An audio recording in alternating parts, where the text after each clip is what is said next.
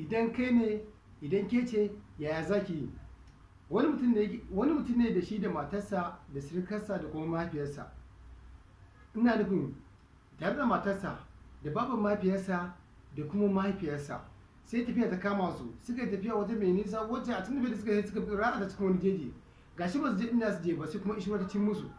Suka rasa inda za su har sun cire tsammanin samun ruwa. Sai miji ce su dan ƙara gaba ko za su samu. Ƙara su gaba suke da wuya sai suka wata rijiya.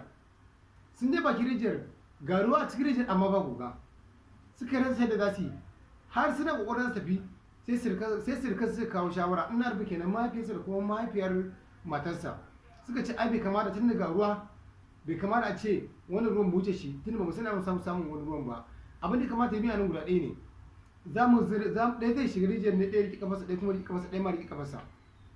Shawarar ta zauna, sai mahaifiyar matarsa ta fara shiga, sai mahaifiyarsa ta riƙe kafarta, shi kuma sai ya riƙe kafar mahaifiyarsa.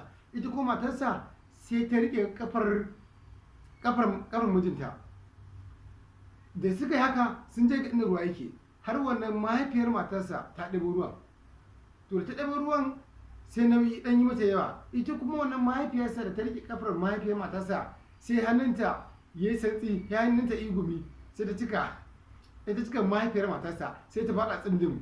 Da jin haka ita matarsa ta san cewa duk da aka yi mahaifiyarta ta faɗa sai ta ce wa mijin, ko ka cika mahaifiyarka in janyo ka, ko kuma in cika ka da kai da mahaifiyarka ku faɗa gaba ɗaya.